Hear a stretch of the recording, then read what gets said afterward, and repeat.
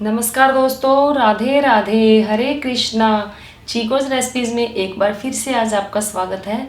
तो आप सब में से काफ़ी लोग पूछ रहे थे कि मैम जो दुर्गा सप्तशती का पाठ है वो किस प्रकार से करना चाहिए और कैसे करना चाहिए। तो मैंने सोचा क्यों ना आप लोगों की आसानी के लिए एक वीडियो ही बना दी जाए। तो आज मैं आपको यही बताऊंगी कि जो दुर्गा सप्तशती का पाठ है वो कैसे किया जाता है।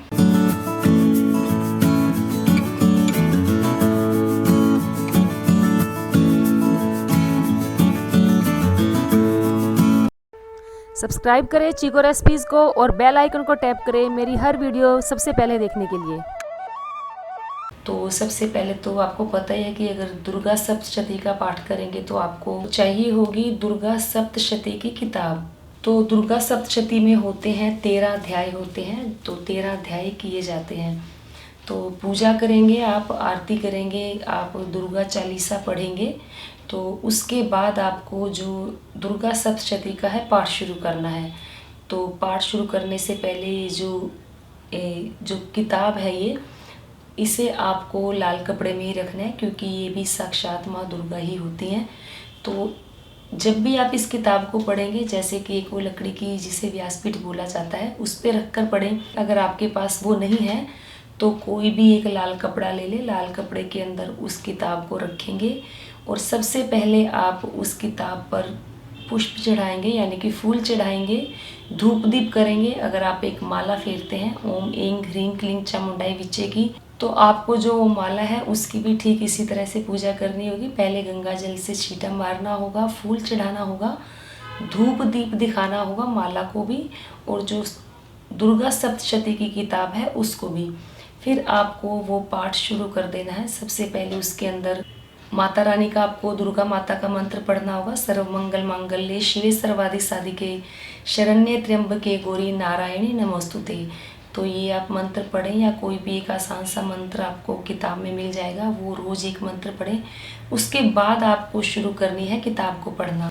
ये रहा मंत्र, सर्वमंगल मांगल्ये शिवे सर्वाधिक साधिके शरण्ये त्र्यंबके गौरी नारायणी नमोस्तुते ब्रह्मा रूपे सदानंदे परमानंद स्वरूपिणी द्रुत सिद्धि प्रदे देवी नारायणी नमोस्तुते।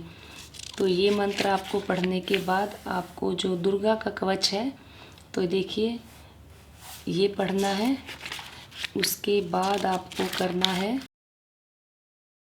उसके बाद अगरला स्तोत्र आएगा वो भी पढ़ना है। फिर इसके बाद आता है कीलक स्तोत्र, वो भी आपको पढ़ना है।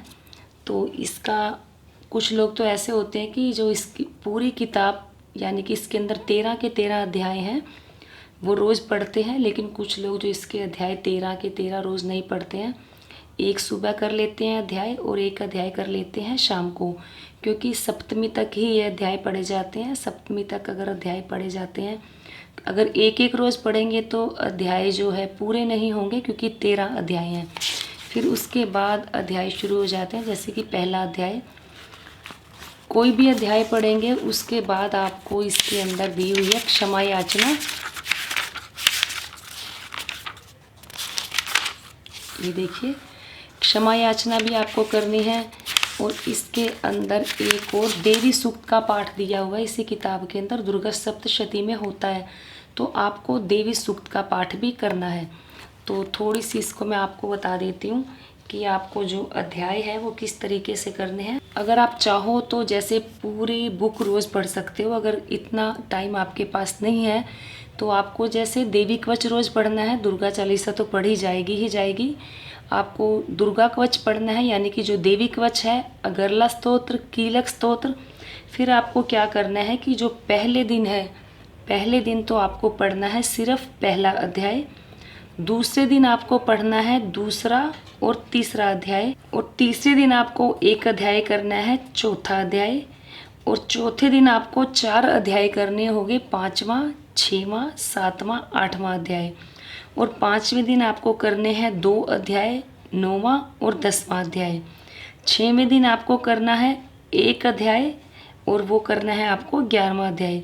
7वें दिन आपको करने हैं 2 अध्याय, 12 और 13 अध्याय। तो आपको मैंने बताया कि आप अपनी इच्छा के अनुसार चाहो तो पूरी किताब पढ़ सकते हैं, पूरे अध्याय 13 के 13 अध्याय। कुछ लोग हैं रोज़ पढ़ते हैं और कुछ लोग हैं जैसे एक सुबह पढ़ लिया, एक शाम को पढ़ लिया। लेकिन जो इसका सही तरीका है वो मैंने आपको बता दिया कि कौन कौन से दिन कितने कितने अध्याय आपको पढ़ने हैं। तो लेकिन जो भी अध्याय पढ़ने से पहले आपको जो दुर्गा सप्तशती है उसकी पूजा करनी है। बाद में आपको माता से क्षमा याचना भी जरूर करनी है। तो ये मैंने आपको बताया कि दुर्गा सप्तशती का जो पाठ है वो कैसे किया जाता है। उम्मीद करती हूँ ज़रूर पसंद आया होगा। तो वीडियो को लाइक करें, शेयर करें, चैनल को सब्सक्राइब करना बिल्कुल ना भूलें। हमेशा की तरह अपने सुझाव देते रहें। आज के लिए इतना ही, फिर मिलते हैं। धन्यवाद। हरे कृष्णा।